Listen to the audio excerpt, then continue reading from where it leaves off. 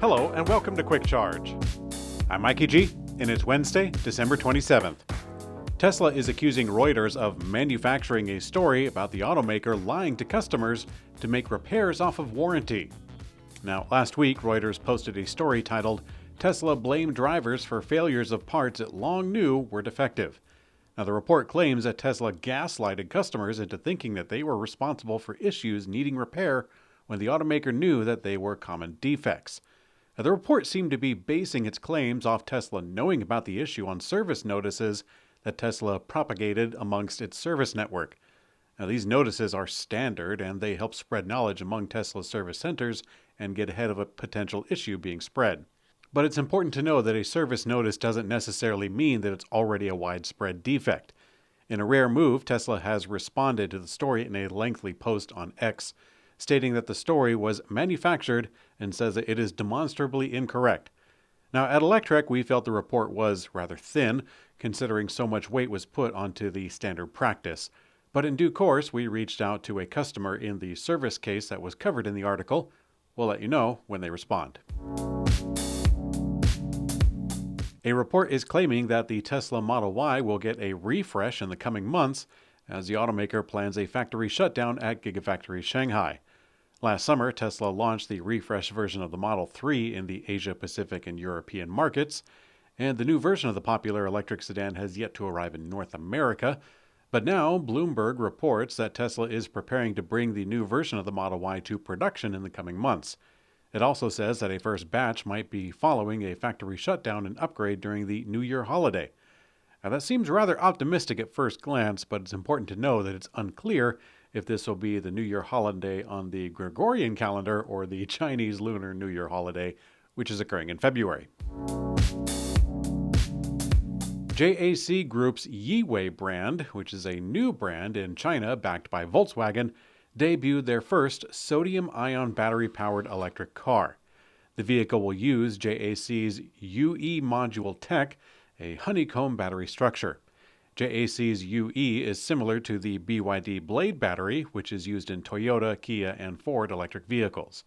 On the lower end of the spectrum, the battery is said to be featuring 25 kilowatt-hours of capacity and 120 watt-hours per kilogram of energy density.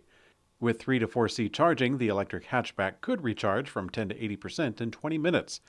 Now, according to JAC, these batteries have better low-temperature performance, faster charging speeds, and longer lifespan, with increased durability over time. Now, perhaps more importantly, the batteries will be used in a cheaper material, which can enable a lower vehicle price. Toyota sold a record number of vehicles last month, and the pure electric vehicle sales rose, but it's still only about 1% of Toyota's total volume. Toyota sold 9,406 electric vehicles in November, which includes Lexus. This is up 126.8% over last year. The automaker has now sold 95,220 EVs globally through the first 11 months, bringing the year-over-year update to 413%. Now, while this sounds like some interesting news, the automaker is certainly celebrating because their overall sales, including gas and hybrid, reached 905,066, which is a new record. Toyota has now sold over 9.3 million vehicles this year. Toyota credited the growth to hybrids like the RAV4 and Corolla in North America and Europe. Now, amid the growth, Toyota is likely to be keeping its title as the top-selling car maker for now. As a friendly public service announcement, the Chevy Bolt, which was named Electrek's EV of the Year in 2022, will shortly be ending production. It's going to come back as a slightly larger EUV version based on the Ultium batteries in the future, but for the immediate future, the availability is one of the best deals in the industry. According to Chevy's website, the 23 Chevy Bolt LT is available for lease of $300 per month for 36 months.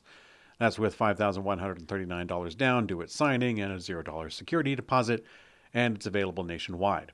Now, the ultra-low mileage lease has 10,000 miles per year, and with a 3-year lease, you will be ready for Chevy's next generation Bolt, which is expected to hit the market in 2025.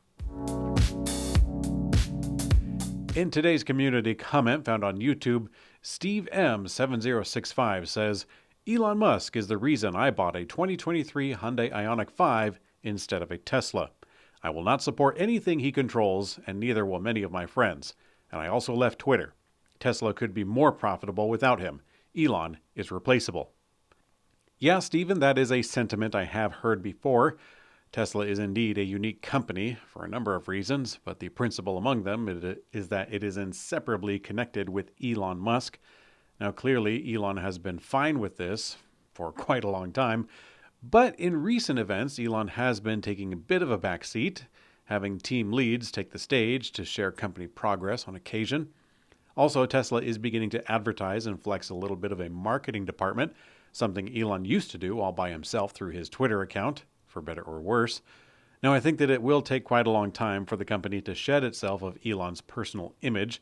It might take a dramatic burnout or a fall from grace before the company makes a move against him from the inside. Now, there were concerns being raised during the initial acquisition of Twitter, which dropped the stock price of Tesla to a measurable degree. That's really when the rubber hits the road, when investors start to see a post-Elon Tesla as more attractive than having him at the helm. That would be that, really. I think it could happen rather quickly if something big were to occur. I'm rather curious what will become of Elon in the long run, whether he stays with Tesla for a long time or not. I see him in many ways as a modern-day Howard Hughes, an uncompromising magnet for innovation whose brilliance is only matched by his insanity. As age sets in, personality traits can often crystallize, and with unhealthy social media use accelerating the degeneration of his mind, we may see fireworks sooner than what we would hope. Thanks for listening. And thanks for watching Quick Charge. I'm Mikey G, and I hope you have a great day.